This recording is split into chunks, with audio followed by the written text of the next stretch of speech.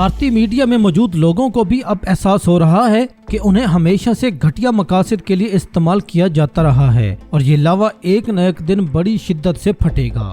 मेरी नौकरी पर आ गए भाई साहब, मेरी नौकरी पूरी तरीके से सेफ है। आप अपनी राजनीति की चिंता कर लीजिए। वो राजनीति जिसके चक्कर में आप लोगों ने देश को कहां पहुंचा दिया सर, बड़ी शर्मिंदगी हमें होती है। ये क्या हो गया? ये जब इस तरीके से स्टूडियो में खड़े होकर हमको हिंदू मुस्लिम वाली डिबेट करनी पड़ती है ना सर, तो एक हिंदुस्तानी नागरिक के नाते सर मुझे तो बहुत तकलीफ होती है। ये क्या सुन रहा हूँ मैं? मुझे लगता है कि कहां पर आप लोगों ने अपनी राजनीति के स्तर को पहुंचा दिया है कि हमको न्यूज में यहाँ पर खड़े होकर इस तरीके से हिंदू मुस्लिम करना पड़ता है। यही नहीं, अभी और सुनिए। देश के नागरिक को नागरिक आप लोगों ने नहीं रहने दिया सर। हर किसी की पहचान आपने हिंदू में, मुसलमान में, ब्राह्मण में, दलित में, पिछड़े में, इसी में बांट के रख दिया सर। कोई हिंदुस्तानी आप लोगों ने इस देश में रहने नहीं दिया, बड़े अफसोस के साथ सर। मुझे पता है आप लोगों को बहुत तकलीफ हो रही होगी, बहुत मिर्च लगी होगी आपको मेरी ये बात सुनकर, लेकिन ये हकीकत है, ये झूठ है। और यकीन मानिए सर, आप हिंदुस्तानियों को जब इस बात का एहसास होगा ना, तो आप सब लोगों को बहुत परेशानी होगी सर। मजा आया, I like it. General Bakshi की चीखें एंजॉय करें, यकीन जानिए इन सब की आहो पुकार दुनिया भर में सुनाई दे रही है। जी बख्शी बिल्कुल ही पागल हो चुका है। This does not stop. ठीक है सर, ठीक। और he is overthrown. It does not stop. Don't stop it. Don't stop it. सुना मैंने 37 साल झक नहीं मारी फौज में। मैं जानता हूं इनको, मैं लड़ा हूं पाकिस्तान के कुत्तों से, पाकिस्तान की फौज से। ये फौज को आड़े हाथ नहीं लोगे, हमारी मुसीबत खत्म नहीं होगी। कल फिर ऑपरेशन सिंदूर 5, 6, 7 क्या करना चाहते हो? अर्जुन युद्ध कर, हे अर्जुन युद्ध कर, ये गीता में लिखा है। अब युद्ध का टाइम है तो युद्ध करने दो। हाँ, हम युद्ध नहीं चाहते, तुम नहीं चाहते पाकिस्तान। फर झूठ बोलकर खुद को मुतमईन किया जा सकता है, मगर अवाम को नहीं। आज तक की इस वीडियो पोस्ट के कमेंट्स में ही इंडियन ने इन लोगों की सही धुलाई की है।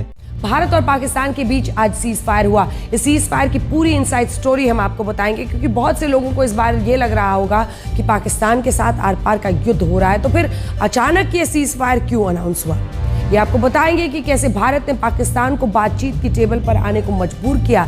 लेकिन सबसे पहले भारत और पाकिस्तान के बीच हुए सीज फायर की पूरी जानकारी आपको देते हैं। विदेश मंत्रालय की तरफ से बताया गया, आज दोपहर में 3:35 पर पाकिस्तान के डीजीएमओ ने भारत के डीजीएमओ को कॉल किया और कॉल करके भारत के डीजीएमओ को जानकारी दी। दोनों के बीच में सहमति बनी कि दोनों तरफ से मिलिट्री एक्शन पूरी तरह से अब रुक जाएगा। ये सीज फायर जमीन, हवा, समंदर तीनों जगह लागू होगा। भारत और पाकिस्तान के बीच में शनिवार शाम 5 बजे से ये सीज फायर लागू हो गया। इसके बाद दोनों डीजीएमओ 12 मई को 12 बजे फिर से बात करेंगे। लेकिन इस बीच अब जो ये सीज फायर उल्लंघन लगातार पाकिस्तान कर रहा है, वो लेकर एक गंभीर विषय भारत के लिए बना हुआ है और भारत सरकार इस पर भी सतर्क है। सेनाएं सतर्क है, हमारा डिफेंस सिस्टम काम कर रहा है, लेकिन इसको हाईएस्ट लेवल पर फिर से उठाया जाएगा। एक बार फिर से पूरी दुनिया के सामने पाकिस्तान एक्सपोज हुआ है। ये दुनिया देख रही है कि एक तरफ से उनकी सरकार आधिकारिक बयान जारी करती है सीज फायर का, और फिर रात के अंधेरे में आम नागरिकों को, रिहायशी इलाकों को, मिलिट्री जगहों को वो फिर से टारगेट कर रहे हैं। लेकिन देखिए आखिर इस सीज फायर का मतलब क्या? इसका मतलब ये हुआ कि अब एलओसी, इंटरनेशनल बॉर्डर और वेस्टर्न बॉर्डर के राज्यों में जो वेस्टर्न बॉर्डर है हमारा, जो पाकिस्तान की तरफ से हवाई हमले हो रहे थे, फिर भारत जवाब दे रहा था, वो अब रुक जाएंगे। लेकिन देखिए उसने सीज फायर तोड़ दिया है। भारत चाहता था, वो इस ऑपरेशन से भारत ने हासिल कर लिया है। आपको बताते हैं आखिर क्यों पलटा है पाकिस्तान इस तरह से।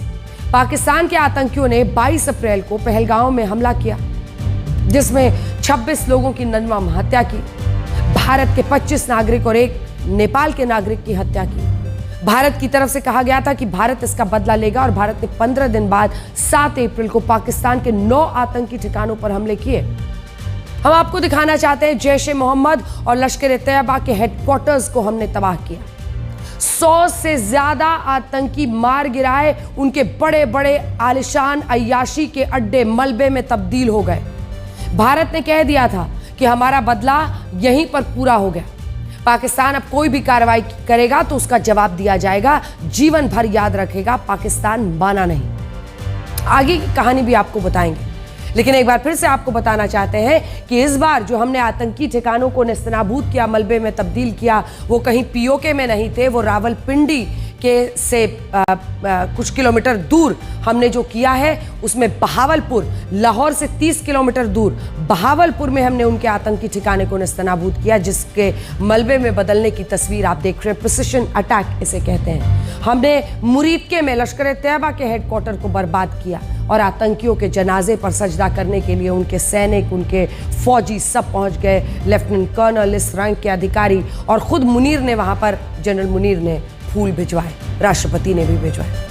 देखिए, पाकिस्तान की तरफ से लगातार 2 रातों तक भारत पर ड्रोन और मिसाइल से अटैक हुआ।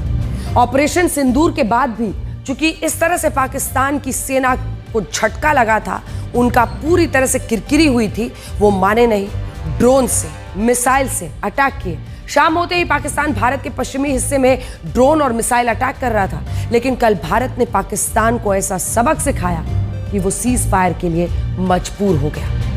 बताया जा रहा है कि भारत की जवाबी कार्रवाई के बाद पाकिस्तान के विदेश मंत्री ने तुरंत अमेरिका फोन लगाया और भारत के साथ सीज फायर की गुहार की। इसी के बाद अमेरिका ने दखल दिया। अमेरिकी विदेश मंत्री मार्को रूबियो ने भारत में बात की, सीज फायर पर सहमति बनी। यही नहीं, आपको यह भी बता दें कि पाकिस्तान का एनएसए लगातार कोशिश कर रहे थे कि वो एनएसए अजित डोभाल से बातचीत करे, लेकिन उन्होंने नहीं किया। फिर जाकर अमेरिका के सामने रोए। आइए आपको सुनाते हैं कैसे ये सब कुछ हुआ है। विदेश सचिव बता रहे हैं। I have a very brief statement to make. Following that, as you know, there will be a briefing by my colleagues from the military. The Director General of Military Operations of Pakistan called the Director General of Military Operations of India at 15:35 hours earlier this afternoon. It was agreed between them that both sides would stop all firing and military action on land and in the air and sea with effect from 1700 hours Indian Standard Time today.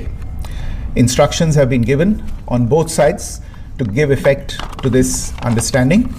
The Directors General of Military Operations will talk again on the 12th of May at 1200 hours. Thank you.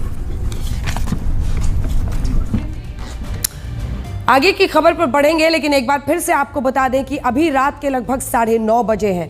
5 बजे के बाद cease fire लागू हो चुका था, लेकिन पाकिस्तान फिर से ड्रोन से कई जगहों पर हमले कर रहा है और उसने सीज फायर का उल्लंघन किया है और भारतीय एयर डिफेंस सिस्टम उसको नाकाम कर रही है। लेकिन जम्मू कश्मीर के उधमपुर, श्रीनगर, तमाम जगहों में, सांबा, रामगढ़, कई जगहों पर ड्रोन को भारतीय एयर डिफेंस सिस्टम ने एक बार फिर से नाकाम किया है। नज़र हमारी बनी हुई है सरहद पर, जहां जहां वेस्टर्न बॉर्डर पर इस वक्त पाकिस्तान हमले कर रहा है, लेकिन वो खुद एक्सपोज हो रहा है। सवाल ये भी है, जैसा हमने पहले उठाया, कि क्या शहबाज शरीफ, यानी जो प्रधानमंत्री है शहबाज शरीफ, और आसिम मुनीर के बीच, जो आर्मी जनरल है, उनके बीच एक जंग छिड़ गई है। इस बात को लेकर आपस में ही भिड़ गई है, जिसकी वजह से मुनीर ये सब कुछ कर रहा है।